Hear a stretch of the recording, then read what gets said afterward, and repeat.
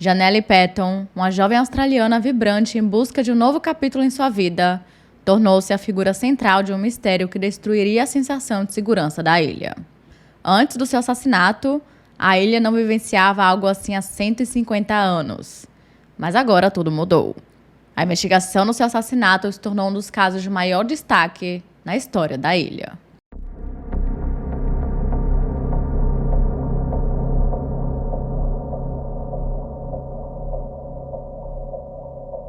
Oi, gente! Sejam bem-vindos ao meu canal. Se você é novo por aqui, eu costumo falar sobre casos criminais reais nas quartas. E em alguns domingos eu falo sobre outras histórias. Então, se você gosta desse tipo de conteúdo, não se esqueça de se inscrever e deixar seu like, que é muito importante para a divulgação do canal. Principalmente se você faz isso logo no comecinho do vídeo, tipo agora. E caso você tenha uma sugestão de casos criminais, mitos, lendas ou basicamente qualquer tipo de história, principalmente cultos, é só comentar aqui embaixo que eu anoto tudo e tento trazer o mais rápido possível. E hoje iremos voltar para a nossa tão amada Austrália. Então, chega de blá blá e vamos pro caso de hoje.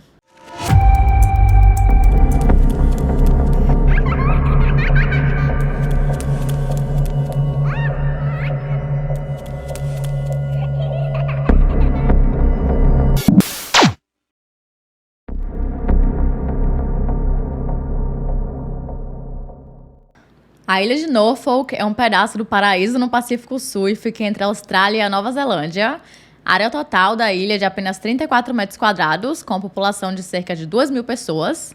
E eu acho que é mais do que certo dizer que lá todo mundo se conhece, ou se conhecia, e ninguém nem se preocupava em trancar as portas. Só para vocês terem noção, o último assassinato da ilha tinha acontecido há 150 anos, lá em 1893, e a taxa de criminalidade era extremamente baixa, quase inexistente. Podemos dizer que era o local perfeito para se morar se você estivesse procurando por tranquilidade e paz. Não é à toa que Janelle Patton decidiu que queria viver lá, afinal ela passou praticamente a sua vida inteira ouvindo sobre a ilha porque o seu pai e a sua mãe, Ron e Carolyn Patton, tinham passado a lua de mel lá mais de 30 anos antes. Janelle Louise Patton nasceu no dia 30 de junho de 1972 no subúrbio de Pennant Hills, em Sydney, na Austrália. E ela sempre foi descrita como sendo uma pessoa muito alegre, apaixonada pelo ar livre e pela música. E sim, ela era muito brilhante. Quando ela ainda estava na escola, ela tocava piano, clarinete e, obviamente, participava da banda escolar. E aos 5 anos de idade, um de seus professores escreveu em seu boletim para que os seus pais vissem que ela poderia ser uma ótima esposa. Gente, ela tinha apenas 5 anos de idade e ele era um homem adulto. Em nenhum cenário, um cara adulto fazer esse comentário de que ela será uma ótima esposa vai ser normal quando a gente trata de uma menor de idade. Ela não tinha nem virado adolescente ainda. Achei bem estranho, quase beirando aí a falta de noção mesmo. Mas eu vou ler aqui uma parte da mensagem para vocês e aí vocês tiram suas próprias conclusões. Janelle se adaptou muito bem e é academicamente acima da média. No entanto, há um problema social. Janelle tende a dominar seus amigos, suas sessões de trabalho e suas sessões de brincadeira. A menos que isso possa ser corrigido, temo que seu futuro marido será severamente comandado. Mas enfim. Quando ela se formou no ensino médio, ela começou a fazer curso de ortopedia, mas depois de um tempo ela acabou desistindo e começou a trabalhar como funcionária de acordos no banco Westpac, onde ficou por 4 anos. Depois disso, ela passou a trabalhar no Bankers Trust e pelos próximos 5 anos ela continuou trabalhando em bancos. Nesse tempo, ela também teve vários relacionamentos. Mas vamos dizer que Janelle sempre acabava ficando com os piores homens. Um de seus namorados foi um marinheiro que em um certo momento pediu que ela abandonasse o seu emprego e se mudasse para Adelaide com ele. Mas claramente ela não fez isso porque ela já tinha toda a sua rotina ali, seu emprego e a sua família. E ela não estava muito afim de mudar tudo isso por conta de um macho. Aleluia, arrepiei. Mas mesmo assim eles continuaram se vendo quando ele ia para Sydney até que ele foi acusado de agressão. Pois é. Aparentemente, ele quebrou a mandíbula de Janelle em alguma briga, apesar de ela sempre dizer que tinha caído de uma pista de dança. E o mais triste de tudo isso é que ela saiu desse relacionamento tão traumatizada, tanto emocionalmente quanto fisicamente, que ela, querendo ou não, nunca conseguiu se recuperar 100%. Um tempo depois, ela começou a namorar com um homem chamado Todd, e com ele, ela realmente pensou que as coisas iriam avançar para algo mais sério, mas ele não sentiu a mesma coisa. E por conta disso, os dois acabaram terminando e a autoestima de Janelle acabou despencando junto com isso, fazendo com que ela começasse a beber muito e tomar antidepressivos. O que a combinação dos dois já também não é muito boa assim. Mas assim, ela sabia muito bem que beber desse jeito não era nem um pouco bom ou saudável e ela estava decidida a dar a volta por cima. Mas para isso, ela queria se mudar para um outro lugar onde ninguém a conhecia e que ela pudesse realmente começar do zero. E foi então que, em outubro de 1999, aos 27 anos de idade, ela conseguiu um emprego como arrumadeira no South Pacific Hotel, na ilha de Norfolk. Pela primeira vez em sua vida, ela estava sozinha e ela amou cada segundo disso. Ela passou a trabalhar no resort, que combinou perfeitamente com a sua personalidade mais alegre, e os visitantes a amavam completamente. Ela também tinha uma vida social muito boa, mas ao mesmo tempo conseguia aproveitar a tranquilidade da ilha. E ela estava louca também para que seus pais pudessem visitá-la, para que eles vissem como ela estava feliz. Essa visita demorou, mas finalmente no dia 30 de março de 2002, Ron e Carolyn chegaram na ilha e tinham combinado de passarem um fim de semana de Páscoa com Janelle. Assim que eles chegaram, eles foram conhecer o novo local de trabalho da filha, que era o Castaway Hotel, onde ela ficava responsável pela organização da sala de jantar. E pelo que eu entendi, ela trabalhava em mais de um hotel, não era só esse, era esse e um outro. Então, em um turno ela ficava em um e no outro turno ela ficava no outro. E pelo que seus pais puderam ver, ela praticamente estava no topo do mundo. Ela estava saudável, feliz, tinha vários amigos e estava muito empolgada com a visita dos pais. Afinal, ela meio que esperou aí bastante, né? Ela se mudou em 1999 e eles só conseguiram ir em 2002. Mais tarde, Janelle deu boa noite aos pais e então eles foram para o quarto que eles tinham alugado no Panorama Garden Apartments. E antes de ir embora, ela disse a eles que iria buscá-los no dia seguinte, entre 1 e 2 horas da tarde. Porém, no dia seguinte, quando deu esse horário, ela ainda não tinha aparecido. De início, os seus pais ficaram meio irritados porque eles tinham combinado uma coisa e ela não tinha aparecido. E eles pensavam que ela estava meio que seguindo o tempo da ilha, que era mais tranquilo e as pessoas não pareciam ter pressa para fazer nada. Principalmente, uma coisa que eu achei bem curiosa é que a maioria das pessoas não usava relógio. Mas, como Ron e Carolyn tinham ido de férias, eles estavam aproveitando ali um tempinho para eles também, eles decidiram que não iam ficar esperando. E então eles colocaram um bilhete na porta, dizendo que eles tinham ido para a praia. Só que quando eles voltaram mais tarde, o bilhete ainda estava no mesmo local. E, infelizmente, eles nunca mais viram a filha viva. Mais tarde, naquele mesmo dia, por volta das 7 horas da manhã do dia 31 de março de 2002... Janelle acordou normalmente e foi para o trabalho no Castaway Hotel, onde ela ficou preparando as mesas, ajudando a servir a comida, né, e conversando com os hóspedes, como ela sempre fazia. Por volta das 11h10, ela saiu do trabalho e foi para o mercado Foodland Supermarket, que ficava dentro do shopping, no centro da ilha. E isso é confirmado por conta das imagens das câmeras de segurança que tinha dentro do mercado. Então a gente tem certeza que nesse horário ela estava lá. Às 11h16, ela foi para o caixa pagar pelas compras e acabou se encontrando com a sua senhoria, Ruth McCoy.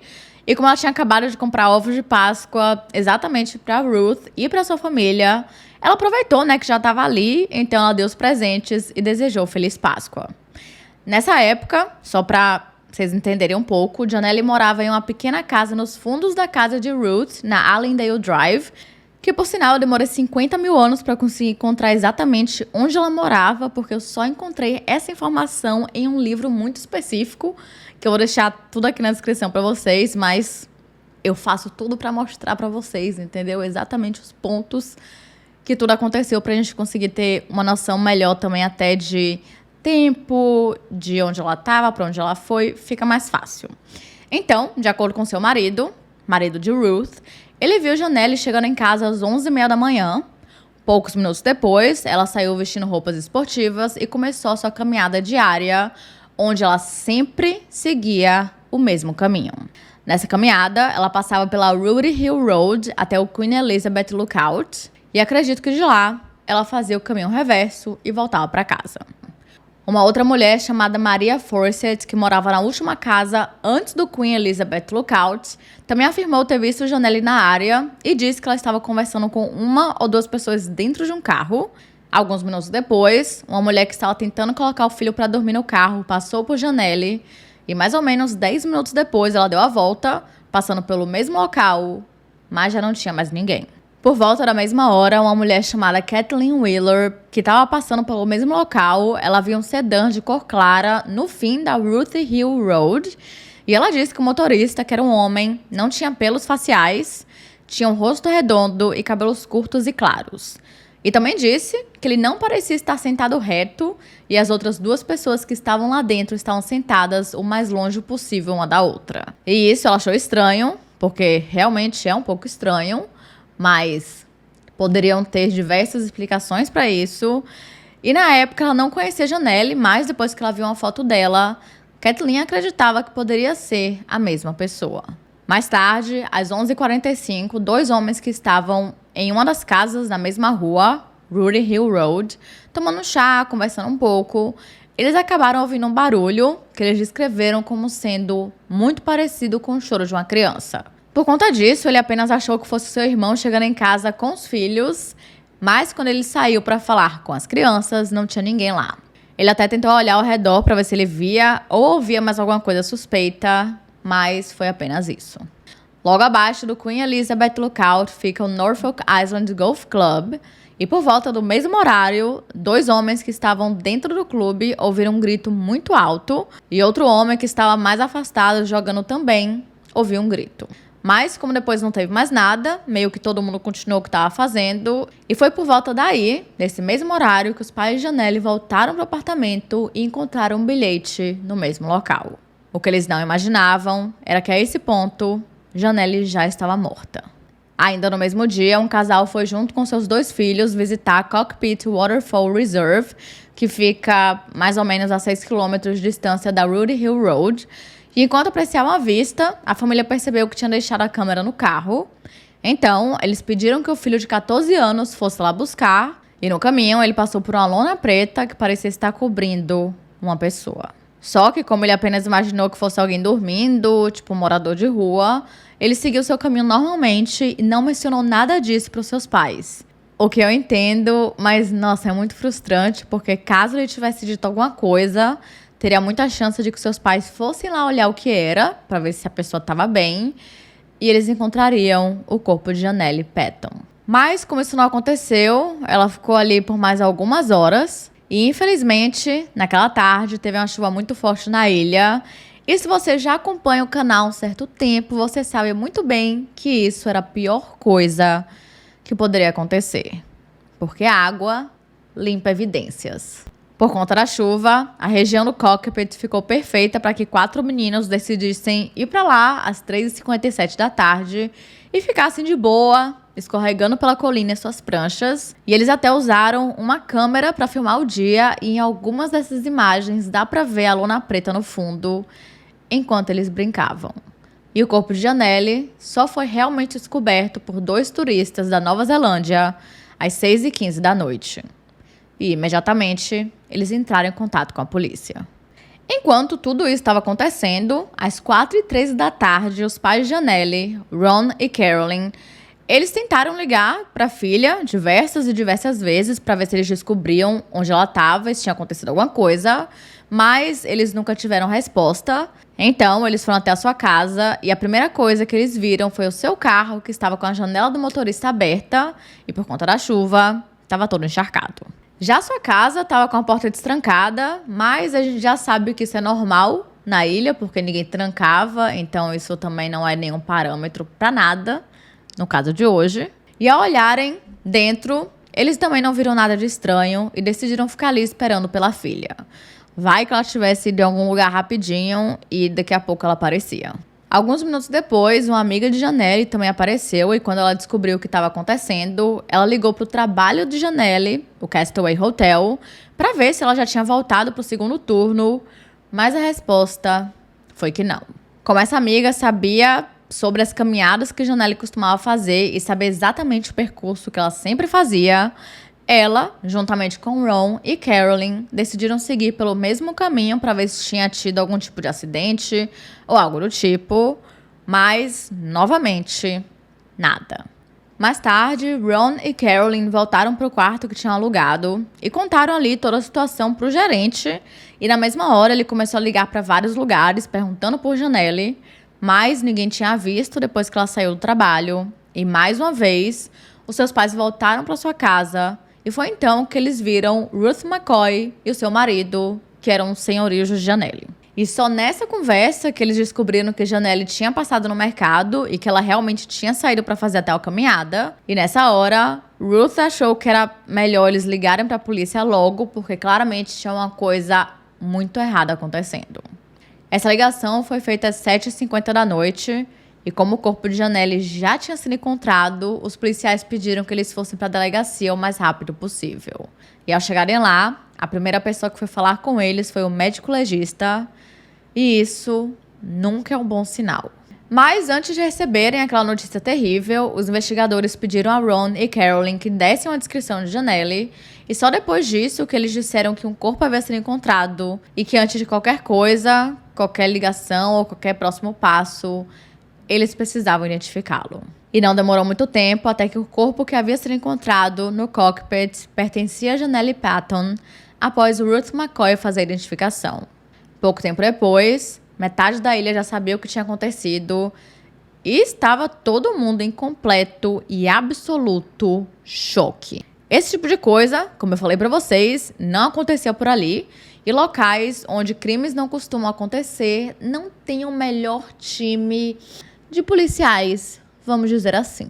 Só pra vocês terem noção, na ilha inteira tinham apenas 2 policiais, mas felizmente nesse caso eles sabiam disso, que eles não tinham preparo para lidar com um caso naquele nível e que eles precisavam de ajuda o mais rápido possível porque eles não tinham experiência e muito menos os recursos necessários para uma boa investigação. E rapidamente a Polícia Federal Australiana assumiu o caso e os detetives principais eram Bob Peters, que por sinal, pausa aqui, mas por que tantos detetives bons se chamam Bob? Semana passada foi Bob Giles. E essa semana é Bob Peters. Bobs, vocês estão de parabéns. Mas, além de Bob, também tinha outro aqui chamado Tony Edmondson. E os responsáveis por cobrir a investigação na mídia foram os escritores australianos Tim Layton e Roger Maynard. E, amigos, eles teriam um longo trabalho pela frente. Não seria fácil, para dizer o mínimo. O primeiro passo era descobrir a causa de morte de Janelle, e para isso ela foi imediatamente levada para o necrotério, onde ficou até o dia 2 de abril, que foi quando a equipe forense e os patologistas chegaram na ilha. O patologista forense que ficou responsável pela necrópsia foi o Dr. Alan Calla, e de acordo com seu relatório, Janelle tinha 5 cortes profundos nas pernas, hematomas roxos na perna direita e outras contusões na perna esquerda. Além disso, tinha um hematoma estranho em forma de M em uma de suas coxas e um de seus tornozelos estava deslocado e, infelizmente, tinha mais coisa. 3 de suas costelas estavam quebradas, a sua pelvis estava fraturada, ela tinha sido golpeada com a faca diversas vezes e, por conta disso, tinha vários ferimentos bem profundos no seu rosto e alguns no seu pescoço. O seu crânio também estava fraturado e alguns pedaços de vidro verde foram encontrados no seu cabelo. E sim, ela tinha vários ferimentos de defesa em suas mãos. O que quer que tenha acontecido com Janelle, ela lutou o máximo que ela conseguiu. Após uma inspeção microscópica do seu corpo e de suas roupas, foram encontradas partículas de tinta verde no cabelo dela, debaixo de suas unhas e no seu short. Mas aquela tinta não era uma tinta comum, e o cientista responsável por essa parte da análise disse que se eles encontrassem a tinta, eles encontravam o assassino. O próximo passo para os detetives foi descobrir o que era fofoca e o que era real. Se em cidades grandes a fofoca ela já rola solta, meus amigos, imagina em uma ilha pequena. Pois é. E com a investigação a todo vapor, o caso recebeu o codinome de Operação Dunedin. No dia 7 de abril, Carolyn foi até a casa de Janelle para pegar os seus pertences pessoais e foi nesse momento que ela encontrou algo que seria muito importante para a investigação: o diário da filha. O diário estava embaixo do seu travesseiro e, na mesma hora, Carolyn o entregou para a polícia. Mas segura essa informação aí, porque já já a gente vai voltar a falar sobre isso. O que acontece? Como a ilha tinha leis alfandegárias bem rígidas, foi super rápido para que os detetives tivessem uma lista completa com o nome de todas as pessoas que estavam lá no dia do assassinato de Janelle, o que com certeza já ajudou bastante. No total, tinham cerca de 2.500 pessoas, incluindo moradores fixos, turistas e visitantes. E em maio, todas as pessoas com mais de 10 anos receberam um questionário que tinham que responder.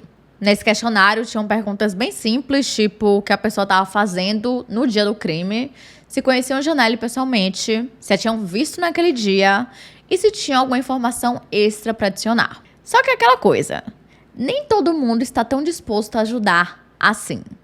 Enquanto 84% dos visitantes e dos turistas responderam tudinho, apenas 56% dos moradores locais quiseram participar. Muitos deram a desculpa ali de que não estavam envolvidos, de que não sabiam de nada e que por conta disso, para eles, não fazia sentido nenhum, né, responder ali, preencher o questionário, enquanto outros viram tudo isso como uma invasão de privacidade. Mas os investigadores não iam parar por aí. Eles começaram a organizar uma coleta de impressões digitais em massa de todas as pessoas entre 15 e 70 anos de idade, levando em conta que tinham sido encontradas impressões digitais no plástico preto ou na lona preta que estava cobrindo ali o corpo de Janelle. E eles precisavam saber a quem elas pertenciam para que as pessoas fossem investigadas. Caso tivesse uma correspondência, isso não significava necessariamente que a pessoa era o assassino, porque poderiam existir outros motivos para que a impressão estivesse ali, mas já era meio caminho andado e já era melhor que nada, já dava para pelo menos diminuir a lista de suspeitos. No fim, 77% dos moradores foram voluntariamente. Vê como o número já deu uma aumentada? É isso, a união faz a força.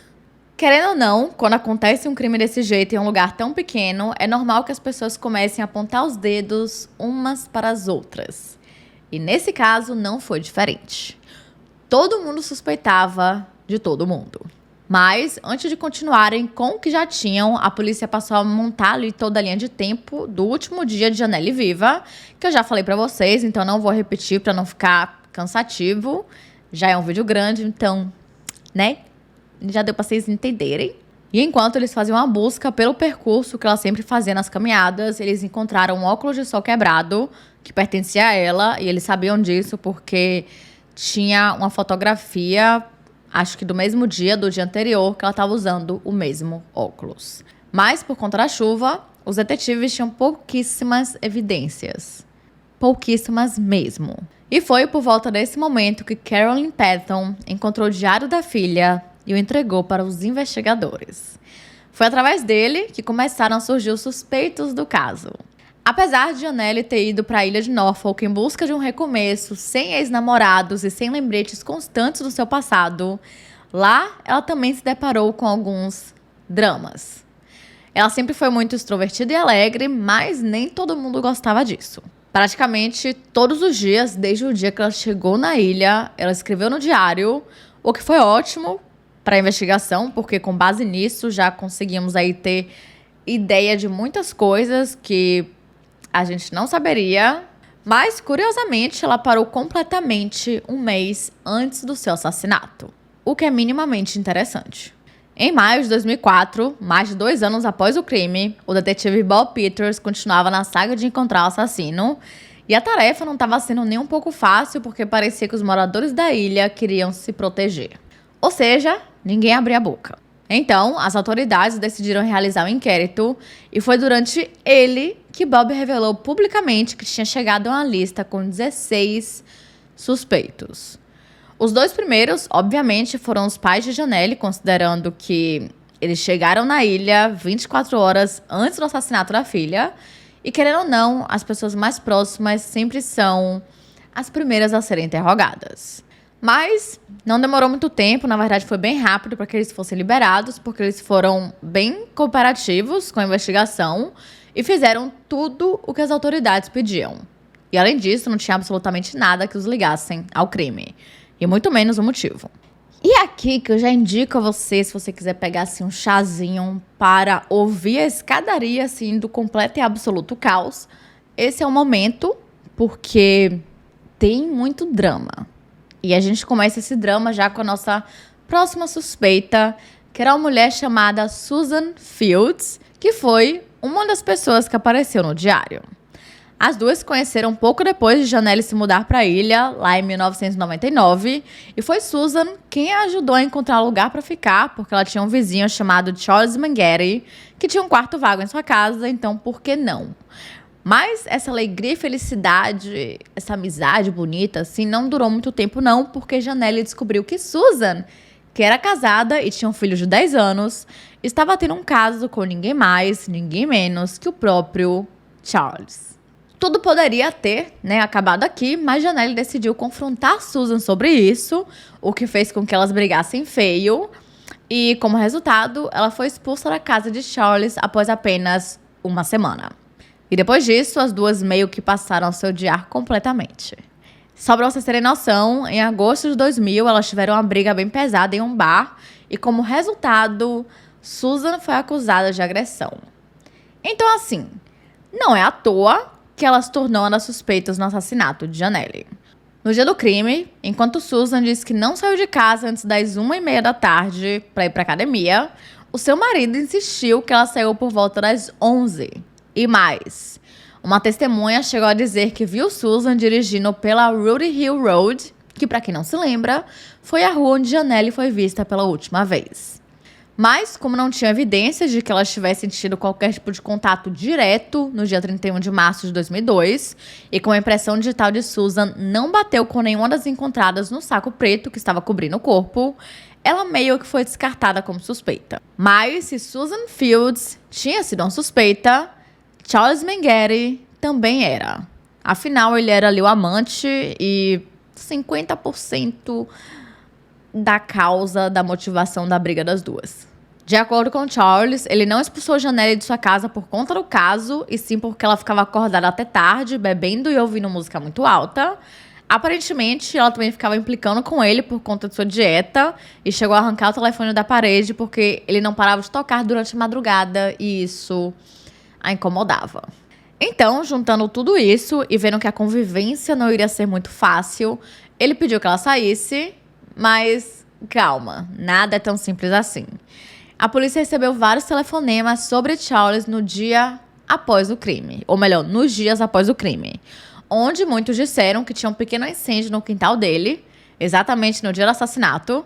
E outra, 5 dias depois ele chegou em um amigo e disse que se os policiais, assim por acaso, conversassem com ele e perguntassem sobre ele, era pro amigo dizer que eles passaram o dia 31 todinho bebendo. Suspeito, porque ele queria esconder o que ele realmente estava fazendo. E por incrível que pareça, fica ainda mais suspeito, eu realmente não sei como, porque parece que no início de 2002, Charles se aproximou de Janelle e puxou seu cabelo enquanto dizia o seguinte: "Pare com essa merda ou eu vou me resolver com você." E pouco tempo depois do assassinato de Janelle, ele comprou um voo para fora da ilha. Então, com essa montanha de coisas esquisitas, estranhas e suspeitas, no dia 12 de abril, a polícia fez uma busca na casa e nos carros de Charles, mas nada foi encontrado. Mais tarde, ele foi interrogado, mas novamente nada, e a sua impressão digital também não correspondia com as amostras que eles tinham.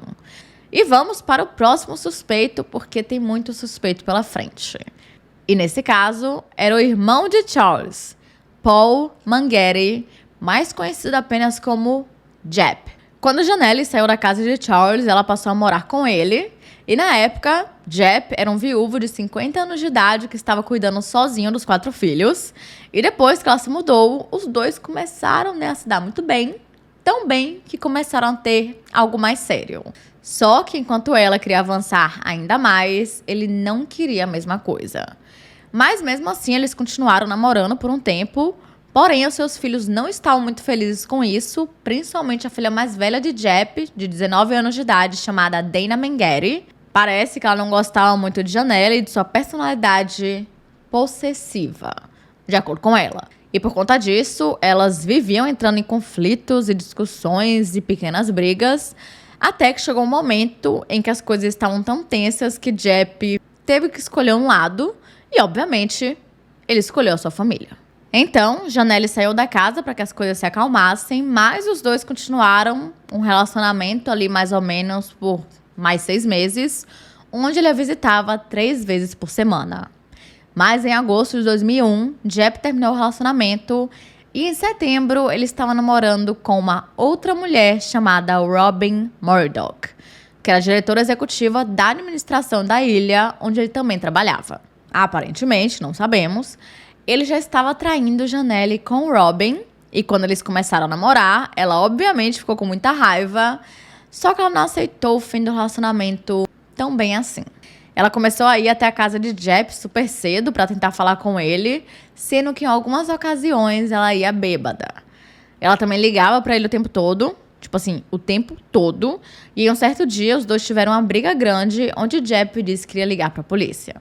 E ele só não fez isso porque Janelle tirou o telefone do gancho.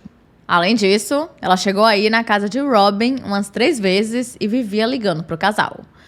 Por conta dessa situação toda, tanto Jepp quanto Robin quanto Dana foram considerados suspeitos, já que nenhum deles tinha uma relação muito boa com Janelle, meio que por motivos um pouco óbvios.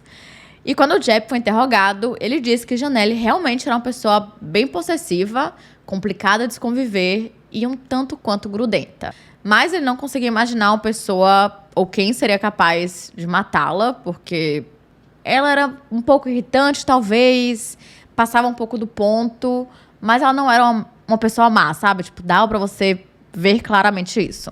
Talvez ela fosse mais carente, até mesmo por conta dos relacionamentos abusivos que ela teve antes, então isso seria normal, só que, né, os outros relacionamentos que ela teve não deram muito certo, talvez por conta desse trauma que ela estava carregando pro futuro.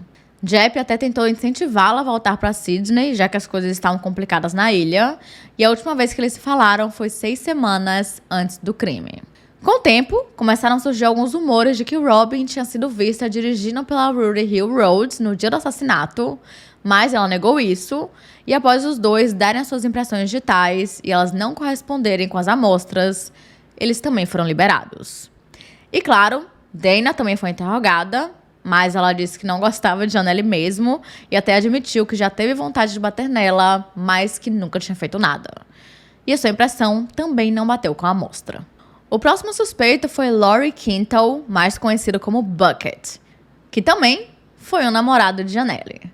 Os dois ficaram juntos por vários meses, mas assim como Jepp, Bucket também não estava afim de algo mais sério, ele queria só ficar ficando.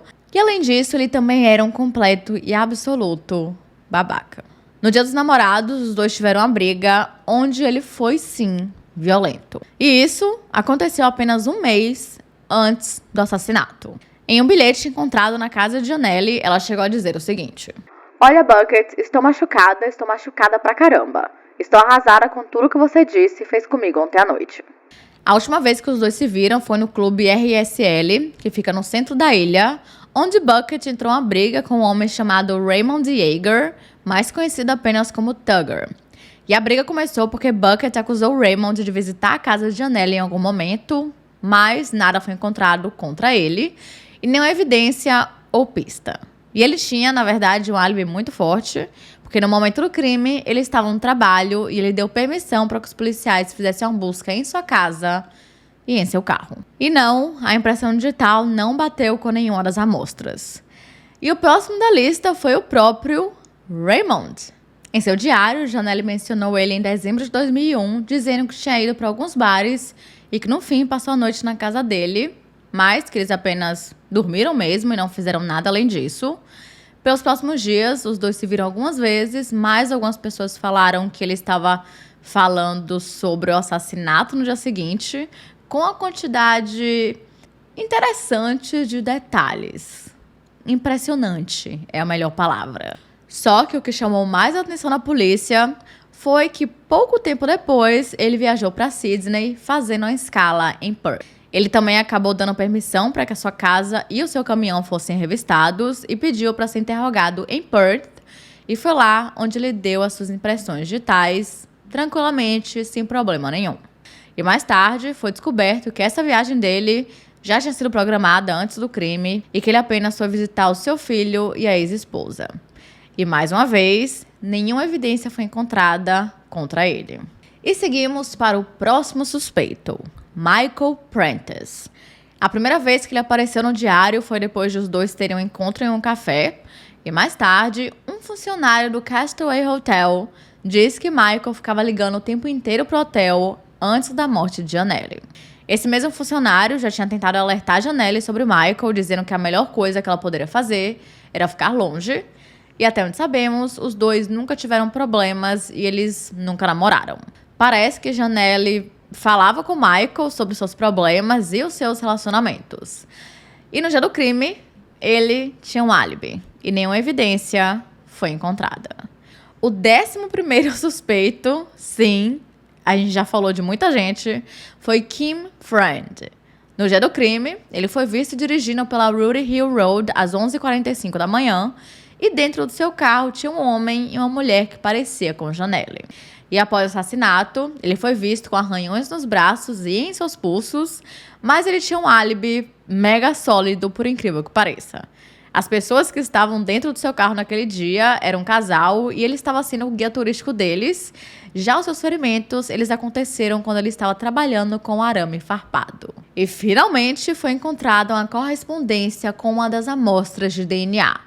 E não era Kim Friend, e sim um outro suspeito da lista chamado Steven Cochrane. Steven foi uma das pessoas que deu essas impressões digitais lá no começo, super de boa, sem problema nenhum, e ela bateu com uma das amostras encontradas na lona preta que estava cobrindo o corpo de Janelle. E depois dessa descoberta, a polícia conseguiu um mandado de busca para sua casa e para o seu caminhão, e ele foi interrogado, para que eles pudessem entender o que estava acontecendo. E Steven também estava naquela porcentagem de pessoas que tinha respondido o questionário feito pela polícia lá atrás, e nesse interrogatório ele manteve a mesma história do seu paradeiro no dia do crime. De acordo com ele ficou em casa até as 11h30 da manhã, e nesse horário alguns amigos passaram em sua casa e o buscaram, porque parece que eles tinham combinado de passar o dia todo juntos, se divertindo, enfim. E foi exatamente isso que aconteceu. Ou seja, ele tinha não apenas um, mas vários álibis muito fortes. Porque, várias pessoas estavam ali com ele e isso foi confirmado. Mas então, por que diabos as suas impressões digitais estavam na lona preta? Então, como ele trabalhava como carpinteiro e marceneiro, ele sempre usava esse tipo de lona e existia uma grande chance de ele ter apenas tocado naquele saco em específico, enquanto ele estava na loja escolhendo qual que ele levaria para casa. Como ele claramente não era responsável pelo assassinato de Janelle, os investigadores continuaram com a lista de suspeitos para tentar encontrar as outras correspondências. E o próximo suspeito era um homem de 31 anos de idade chamado Andrew Rowe. Na época, ele era um carpinteiro neozelandês e aparentemente ele nem conhecia Janelle, mas mesmo assim, ele entrou na lista. Acontece que Andrew não tinha a melhor das reputações, para dizer o mínimo, porque ele era um completo de um babaca nojento. Só uma galera legal na ilha, gente? O que tá acontecendo? Mas Jayce, por que ele era um babaca nojento? Bom, ele era um pervertido que costumava se sentar ou ficar encarando mulheres bem mais jovens, a ponto de deixá-las super desconfortáveis, e ele sempre agia de forma suspeita. Vários moradores disseram tê-lo visto na área onde o corpo foi encontrado, e ele estava muito agitado e ansioso, e em um certo dia, a polícia encontrou uma faca em seu bolso enquanto ele estava no aeroporto. E não para por aí, porque tem mais. Também estava faltando uma parte do carpete do seu carro e um dos bancos. Ele chegou a ser questionado, mas continuou dizendo que não conhecia Janelle e que nunca tinha visto, o que eu particularmente duvido, porque eles moravam em uma ilha muito pequena. Mas enfim, uma coisa que chamou a atenção dos investigadores foi o fato de que ele não se lembrava direito das coisas que ele tinha feito no dia do crime, sendo que a primeira vez que ele foi interrogado foi apenas 6 dias depois. Então não foi nossa, passaram-se meses e aí ele esqueceu os detalhes. Foi menos de uma semana depois. E por conta de toda essa confusão e da personalidade nada agradável de Andrew, a sua casa foi revistada juntamente com seus carros, ou seu carro, e as suas impressões digitais foram coletadas. Mas nenhuma evidência foi encontrada, e até a faca que ele estava carregando no dia do aeroporto chegou a ser analisada para ver se batia com os ferimentos de Janelle, mas não batia. O próximo da lista foi um homem chamado Terence Jope. Ele e Janelle tinham se conhecido apenas um mês antes do assassinato e, de acordo com os registros telefônicos, eles trocaram 81 ligações telefônicas nas semanas anteriores à morte de Janelle. Porém, ele não foi para o memorial que tinha sido feito para ela, sendo que aparentemente eles estavam ali bem próximos, e para as autoridades isso era uma bandeira vermelha. Um mega sinal assim de alerta. Pouco tempo depois, uma mulher se apresentou na polícia e disse que em uma certa noite ela acordou durante a madrugada e se deparou com Terence de pé em sua cama. Se isso não é assustador, sinceramente eu não sei o que é. E obviamente ela ficou tão assustada que ela simplesmente travou e não fazia a menor ideia do que fazer. E de acordo com outros relatos, ele já tinha ameaçado agredir o ex-namorado de Janelle, Laurie Bucket Quintal. Sem sombra de dúvida, o cara era estranho e potencialmente perigoso, mas as suas impressões digitais não bateram com as amostras encontradas no plástico. E eu juro pra vocês que eu não faço a menor ideia de como a ilha era considerada como um lugar seguro, porque é o lugarzinho pra ter um homem ruim, viu? Deixa eu te contar aqui, porque tá difícil. Outro suspeito foi um homem de 45 anos de idade chamado Rodney Menzies. Na época, ele era um cortador de grama conhecido por stalkear mulheres, incluindo a própria Janelle. Em diversas ocasiões, enquanto ela estava tomando sol, ele se aproximava dela e a convidava para tomar café, mas ela sempre recusava e ele não desistia. Tanto que em um certo dia, ele tentou segui-la até em casa. Existiam alguns rumores de que ele já tinha perseguido outras mulheres e, como se isso não bastasse, a sua versão do que ele teria feito no dia do crime foi contradita por outras pessoas. E ele afirmou assim com toda a certeza do mundo que não tinha falado com Janelle nos últimos 3 meses. Mas uma testemunha apareceu e disse o contrário. Ela tinha visto os dois conversando apenas 3 noites antes do assassinato. Mas é aquela coisa. As suas impressões digitais não correspondiam com as amostras e nenhuma outra evidência foi encontrada que provasse que ele estava envolvido no crime. E finalmente chegamos à última pessoa da lista de suspeitos, Greg Magri, que por sinal era o amigo mais próximo de Janelle. Ele só entrou na lista depois que uma pessoa alegou tê-lo visto dirigindo pela Rudy Hill Road no dia do crime, entre 11h45 e 12h15, e ele estava com uma mulher parecida com Janelle, Patton. Só que Greg negou isso e, na verdade, ele forneceu assim um álibi bem forte. E durante seu interrogatório, ele disse que apesar de Janelle não ter um bom relacionamento com várias pessoas da ilha, ela nunca ficou preocupada com a sua segurança, porque esses atritos sempre eram de coisas muito pequenas e nunca, em 1 milhão de anos, que ela imaginou que poderia ser assassinada por conta disso. Mesmo com o fim agora da lista de suspeitos, o detetive Bob Peters não desistiu de investigar o caso. Ele sabia que as coisas não estavam fáceis, mas ele ainda não tinha encontrado o culpado e nenhum motivo por trás do crime.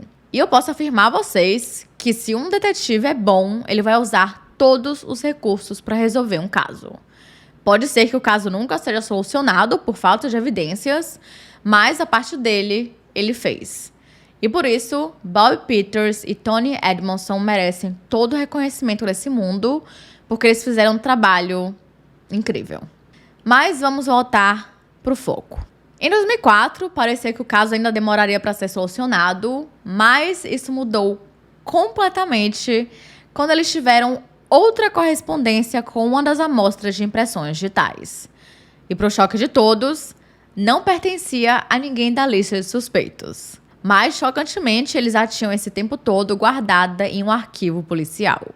Isso só foi descoberto quando Bob estava ali vasculhando registros antigos para ver se ele encontrava alguma coisa, qualquer coisa, que pudesse estar relacionada com o caso de Janelle. E foi nisso que ele se deparou com um cartão de impressões digitais que tinham sido tiradas após um roubo que aconteceu na mesma época do assassinato. E quando essas impressões foram levadas para análise, elas bateram com uma das amostras. Essas impressões pertenciam a um homem chamado Glenn McNeil. Glenn era um chefe de cozinha de Nelson na Nova Zelândia e ele se mudou para a ilha de Norfolk em junho de 2000, junto com a sua namorada, Alicia Taylor. E em 2002, os dois casaram. A sua impressão digital foi parar no sistema após um roubo em uma loja, como eu falei para vocês, mas eu não sei se ele era o responsável ou se várias impressões estavam sendo tiradas para solucionar esse caso. E como o roubo e o assassinato eram duas investigações separadas, foi por esse motivo que ela nunca foi comparada no caso de Janelle. E quando foi, ela bateu com 2 das amostras e não apenas uma. Assim que os investigadores tiveram essa correspondência, eles investigaram mais a fundo sobre Glenn e descobriram que ele tinha um Honda branco. E adivinha? Esse era exatamente o modelo do carro que tinha sido visto perto da cena do crime. Então, as autoridades emitiram um alerta pedindo que as pessoas ficassem de olho em um Honda branco e não demorou muito tempo até que um homem de 70 anos de idade chamado Dudley Hudson entrasse em contato e falasse que tinha um carro desse, né, exatamente igual, abandonado em sua propriedade. E sim, era o carro de Glenn.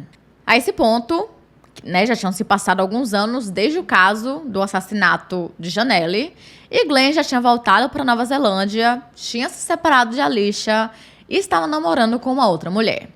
Então, ele não fazia a menor ideia de que tudo isso estava acontecendo. Ainda bem, porque assim não dava para ele começar a tentar se livrar das evidências. E amigos, tinha uma quantidade absurda de evidências em seu carro. Além de uma pequena mancha de sangue, também tinham respingos de tinta e fragmentos de vidro muito semelhantes aos encontrados nos cabelos de Janelle. Já no seu jardim, foi encontrado um saco preto igual ao que foi usado para cobrir o corpo. E após uma análise dos vidros, foi determinado que o encontrado na propriedade de Glenn e os que estavam nos cabelos de Janelle pertenciam ao mesmo lote. Ou seja, ambos tinham sido produzidos ao mesmo tempo e ambos estavam ali naqueles 2 lugares. Também foi encontrado um rótulo de vinho que estava preso em um dos fragmentos de vidro e foi teorizado que uma garrafa de vinho poderia ter sido usada no ataque.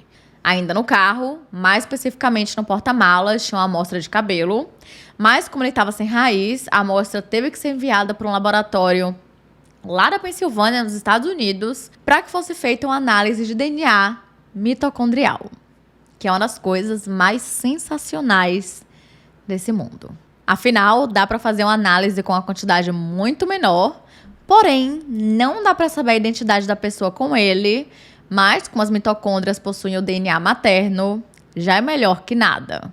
E para isso, amostras dos cabelos dos pais de Janelle foram enviados para o mesmo laboratório e o resultado mostrou que Janelle e os seus parentes não podiam ser excluídos como fontes do cabelo.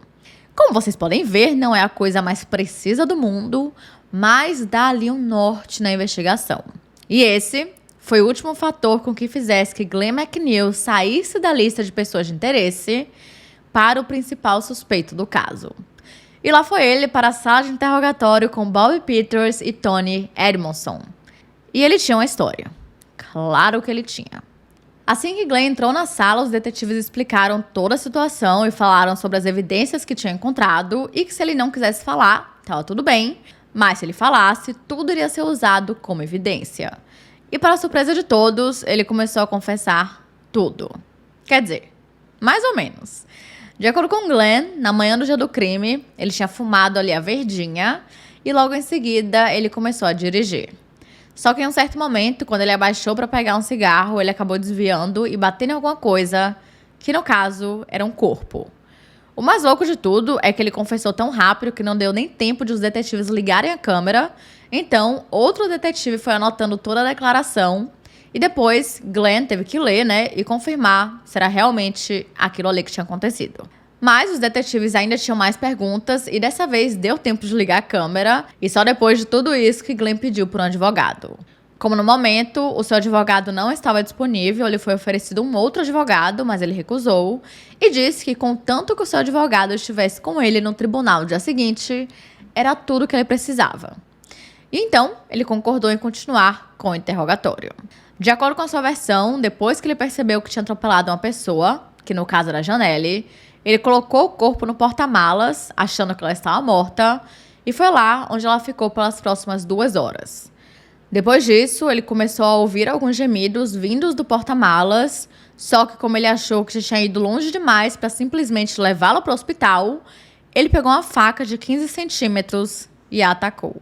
O que para mim não faz o menor sentido, principalmente porque ele disse que tinha sido um acidente. Se ele não quisesse que as pessoas vissem que ele estava chapado, ele poderia apenas ter feito uma ligação anônima para emergência ou a deixado no hospital e ir embora o mais rápido possível. Mas tudo bem, sendo que não está tudo bem. Assim que ele teve certeza que ela estava morta, ele enrolou seu corpo na lona preta e então a levou até o cockpit, que foi exatamente o local onde o seu corpo foi encontrado mais tarde. E o que ele fez depois disso? Ele voltou para casa e ficou jogando videogame. Pois é. Mais tarde, ele buscou a esposa no trabalho e ele nunca falou nada do que tinha acontecido para ela. Mas tem um pequeno problema. A história não fazia o menor sentido. De acordo com o patologista forense Dr. Alan Calla, os ferimentos de Janelle não eram compatíveis com o atropelamento, mas não só isso. Para que ela parasse embaixo do carro, como o Glenn tinha dito, ele tinha que estar a uma velocidade muito baixa, tipo 20 km por hora, porque mais rápido que isso, ela teria sido jogada para cima, passando pelo para-brisa. E caso o seu corpo realmente tivesse ficado embaixo do carro, ele estaria cheio de sujeira ou graxa, o que novamente não aconteceu. Até mesmo a posição que ela estava no momento em que ele a teria esfaqueado não fazia sentido com os ferimentos que ela tinha. Ou seja, Glenn estava mentindo na cara dura. Os detetives ainda acreditavam sim que ele tinha matado Janelle, mas não dessa forma. Quando o interrogatório acabou, ele foi levado até sua cela, enquanto a Polícia Federal Australiana iniciava o processo de extradição para que ele voltasse para a ilha de Norfolk, lembrando que o interrogatório aconteceu em Perth, na Austrália. No dia seguinte, Glenn voltou para a ilha e no dia 9 de fevereiro de 2006, ele foi acusado oficialmente do assassinato de Janelle Patton e foi enviado para Sydney, onde foi mantido na prisão de Silverwater, enquanto aguardava o seu julgamento. No dia 7 de agosto, ele voltou para a ilha para começar a audiência e, chocantemente, ele se declarou inocente. Ele retratou toda a sua confissão, dizendo que no momento do seu interrogatório ele estava em um péssimo estado mental e que teria confessado qualquer coisa para a polícia. E sim, ele negou qualquer envolvimento no assassinato de Janelle. No segundo dia de audiência, uma bióloga forense chamada Catherine Lee chegou a testemunhar, dizendo que tinha encontrado um perfil de DNA não identificado nos shorts de Janelle e esse DNA pertencia a uma mulher. E o mesmo DNA também foi encontrado debaixo das unhas dela, indicando que ela tinha tentado se defender dessa pessoa, que no caso era uma mulher. Mais tarde, no mesmo dia, uma amiga de Janelle chamada Tracy Wilkinson foi conversar com o detetive Bob Peters e falou sobre a última vez que tinha visto a amiga, que foi 1 ou 2 semanas antes do assassinato. De acordo com ela, nesse dia ela estava trabalhando no bar em um hotel e em um certo momento, Janelle foi lhe fazer uma visita e lhe perguntou se ela conhecia alguém chamada Alicia. E acontece que ela também trabalhava naquele mesmo hotel. Com isso, Janelle perguntou como que ela era e se Trace também conheceu seu marido, Glenn McNeil. Aparentemente, a Alicia era uma mulher muito simpática e existiam alguns rumores de que Glenn a estava traindo.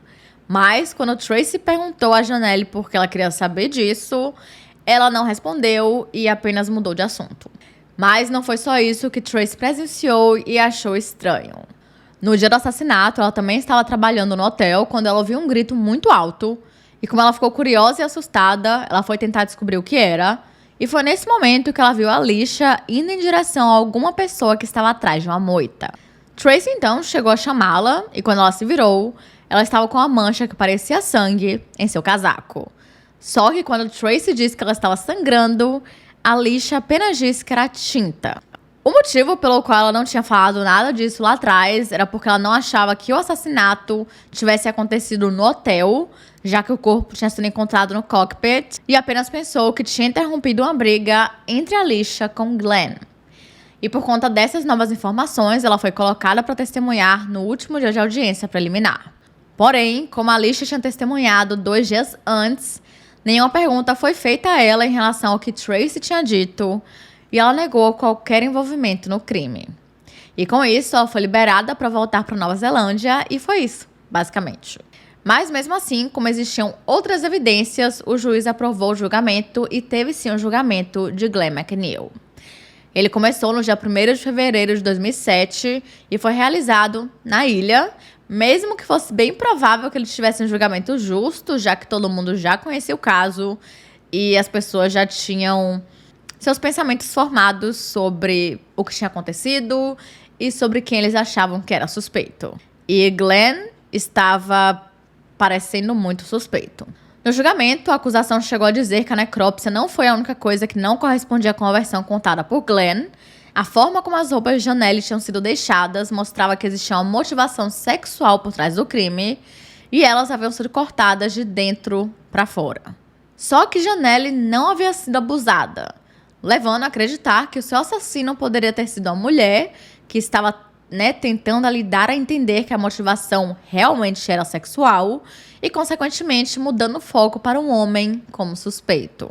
E por conta disso, Alicia obviamente foi chamada de volta para depor e, novamente, ela negou qualquer conhecimento do crime e do descarte do corpo e disse que Glenn estava agindo normalmente naquele dia, não tinha nada de estranho nele, era mais um dia normal na vida dos dois. Só que Tracy Wilkinson não foi chamada para testemunhar no julgamento, e isso porque existiam algumas dúvidas se a história que ela tinha contado era real ou não.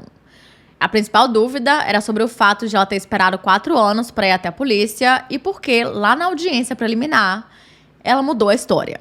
Agora, ela não achava mais que a Alicia estivesse envolvida, porque ela achava que Janelle tivesse sido vítima de um sacrifício feito por um culto satânico e que ela tinha sido assassinada por 6 pessoas. Então, por isso, ela não foi considerada mais como uma testemunha confiável. Durante o julgamento, Glenn recebeu permissão para ler uma declaração não juramentada para o banco de testemunhas, que dizia o seguinte: Antes de ser preso, eu morava com minha parceira Shelley e nossos 2 filhos em Nelson, na Nova Zelândia. Como você sabe, vivi na ilha Norfolk por alguns anos com minha então esposa, Alicia. Eu gostava de viver e trabalhar aqui. Tanto a Alicia quanto eu fazíamos compras na Foodlands e eu frequentemente usava o Honda branco para fazer compras. Na Páscoa de 2002, eu estava em casa de manhã, eu estava doente, a Alicia estava no trabalho. Em algum momento, entre 11h30 e 12, pelo melhor que me lembro, não tenho certeza, eu fiz um sanduíche tostado para o almoço de Alicia antes do horário do almoço e do rush começar. Suponho que tenha levado alguns minutos para me arrumar e cerca de 5 minutos para fazer. Então, entrei no carro e dirigi até Hillcrest. Sentei-me com a Alicia enquanto ela comia o sanduíche durante o intervalo. Não consigo me lembrar do que conversamos. Pelo que melhor me lembro, fiquei lá por cerca de 20 minutos, depois dirigi para casa. Lembro-me de ter telefonado para Alicia 1 ou 2 vezes à tarde. Por ser há 5 anos, não consigo lembrar exatamente o que foi dito. Fiquei em casa naquela tarde, assisti TV ou joguei PlayStation, até por volta das 4 horas da tarde, quando a Alicia chegou do trabalho. Eu não vi Janelle Patton naquele dia. Eu não dirigi pela Rudy Hill Road naquele dia. E eu não sequestrei ou assassinei Janelle Patton naquele dia. Alicia e eu fizemos um longo passeio, dirigimos ao longo da Prince Philip Drive, assim como por muitas outras estradas na ilha. Lembro-me de que, quando o corpo de Janelle Patton foi encontrado, houve muita publicidade na ilha. As pessoas tinham todo tipo de teorias e falavam sobre detalhes do caso. Lembro-me de terem dito que ela foi encontrada sob plástico preto no cockpit, que ela foi atropelada em um acidente e que foi esfaqueada. Era impossível ir a qualquer lugar na ilha sem ouvir falar sobre o que havia ocorrido. Eu estava programado para voltar à Nova Zelândia em maio de 2002 para ir ao casamento do meu irmão, e enquanto estava lá, recebi uma oferta de emprego de um amigo. Conversei com a Alicia sobre isso e concordamos que eu deveria aceitar em vez de voltar para a ilha Norfolk. Ela tinha mais alguns meses para cumprir o contrato e voltaria mais tarde no ano. Então, peguei um emprego na Nova Zelândia e conversamos regularmente, mas nosso relacionamento estava difícil na época. Em setembro de 2002, algo aconteceu que eu não planejei nem esperava. Conheci Shelley, minha parceira agora, e me apaixonei por ela. A partir desse momento, minha vida começou a ficar complicada. Eu tinha o estresse de tentar resolver as dificuldades do meu relacionamento, comecei a ter dificuldades de emprego e períodos de desemprego. Fiquei endividado e as pessoas estavam exigindo pagamentos de mim. Shelley e eu tivemos 2 filhos, aumentando minhas responsabilidades. Minha vida começou a sair do controle a partir daí. Meu consumo de drogas piorou à medida que a pressão aumentava. Tudo culminou em novembro de 2005, quando cortei os pulsos. Minha vida estava sem esperança e não estava mais sob meu controle. Marquei uma vaga em uma clínica de tratamento de drogas e álcool em fevereiro de 2006. Eu estava sombrio e anestesiado. Eu estava no piloto automático. Esse período da minha vida é apenas um borrão para mim. Fui preso no meu primeiro dia de volta ao trabalho. Falei com a polícia. Não me lembro agora o que eu disse a eles. Eu teria admitido qualquer coisa devido aos meus problemas de saúde mental na época. Vi a fita e digo que o que disse a polícia era uma completa bobagem. Parece que era o que eu achava que eles queriam ouvir e estou chocado com o que disse. Eu não matei Janelle Patton, eu não a sequestrei. Me falaram sobre o vidro no porta-malas do Honda. Eu usava esse carro para levar lixo pro lixão. Estava sujo e pouco mais do que um destroço quando eu peguei e não tinha carpete. Era apenas um veículo barato e eu não estava preocupado com o lixo vazando no porta-malas. Também me falaram sobre as impressões digitais no plástico preto. Eu não sei como elas foram parar lá. Pode ser que eu tenha tocado no plástico preto quando estava na ilha Norfolk em algum momento. Não tenho certeza. Sinto muito pela família Patton. A perda deles é enorme, mas eu não assassinei Janelle Patton. Obrigada por ouvir. E então, às 2h30 do dia 9 de março de 2007, o júri considerou Glenn McNeil como culpado e ele foi condenado a 24 anos de prisão. Finalmente, depois de 4 anos, as pessoas da ilha voltaram a dar uma boa respirada e esse capítulo terrível foi encerrado. Ou será que foi? Então, como Glenn esgotou todos os seus recursos e apelos, ele conversou com a sua namorada, Shelley Hooper, e contou uma nova versão do que teria acontecido com Janelle Patton. Dessa vez, ele disse que ele realmente não era o culpado, mas que ele sabia quem era. Que no caso, era um casal de traficantes, sabe-se lá por qual motivo, e que depois do crime eles deixaram o corpo com Glenn para que ele se livrasse dele, e caso ele não fizesse isso, ele e a Alicia teriam o mesmo fim de Janelle. E aparentemente esse casal foi até ele, porque em uma certa ocasião ele roubou algumas verdinhas deles, e esse meio que era o pagamento. E uma coisa interessante é que existiam vários rumores de que Janelle tivesse sido assassinada por traficantes de substâncias, porque ela sempre foi ativamente contra eles, então ela falava mesmo pra todo mundo que quisesse ouvir. E, né, por motivos óbvios que ela era contra eles, mas enfim. E por conta disso, muitos suspeitavam que ela fosse uma informante da polícia. O plot twist, meu Deus, do nada. Só pra vocês terem noção, essa teoria ficou tão grande que em junho de 2011 começaram a surgir conversas de que o caso poderia ser reaberto por conta disso. E aparentemente, um dos jurados chegou a dizer que eles sabiam que Glenn não tinha cometido o crime, mas como era muito óbvio que ele sabia quem era o culpado, mas que não iria falar nada, eles decidiram condená-lo. Só que assim, isso é apenas rumor, então não sabemos se isso realmente rolou ou não. O que sabemos é que no dia 23 de julho, a Polícia Federal Australiana confirmou que eles não iriam reabrir o caso, porque não tinham novas evidências para isso e novos suspeitos, e obviamente que eles não vão se basear em fofoca, né? E uma coisa que permaneceu como um mistério por um tempo foi o fato de que, ao que tudo indicava, o crime tinha sido pessoal, só que os detetives nunca encontraram nada que mostrasse que Glenn e Janelle se conheciam. Mas no episódio Dateline sobre esse caso, um dos amigos de Janelle, chamado Greg Magri, que eu já falei sobre ele aqui, foi um dos suspeitos, em um certo momento, ele afirmou que eles se conheciam sim, e que em um certo dia os dois até apareceram em sua casa por volta das 11 horas da noite e ficaram bebendo e conversando até 1h da manhã. E o próprio Greg acredita que Glenn seja culpado, mas ele também acha que os moradores da ilha estão escondendo alguma coisa. Provavelmente a peça-chave para que a gente entendesse a motivação por trás do crime. E quem sabe o que realmente aconteceu. Mas comentem aqui embaixo o que vocês acham, se vocês acham que Glenn McNeil realmente é o culpado, ou se a pessoa responsável ainda está aí, livre, leve e solta. E é isso, gente. Esse foi o caso de hoje. Não se esqueçam de se inscreverem e deixarem o seu like, que é muito importante para a divulgação do canal. E caso vocês tenham alguma sugestão de casos criminais, mitos, lendas ou basicamente qualquer tipo de história, principalmente cultos e seitas, é só comentar aqui embaixo que eu anoto tudo e tento trazer o mais rápido possível.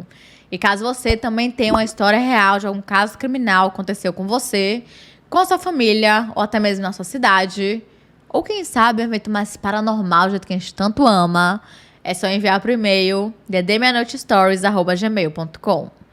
Porque quem sabe a sua história pode ser contada no nosso próximo episódio, depois da meia-noite. Então é isso. Até semana que vem.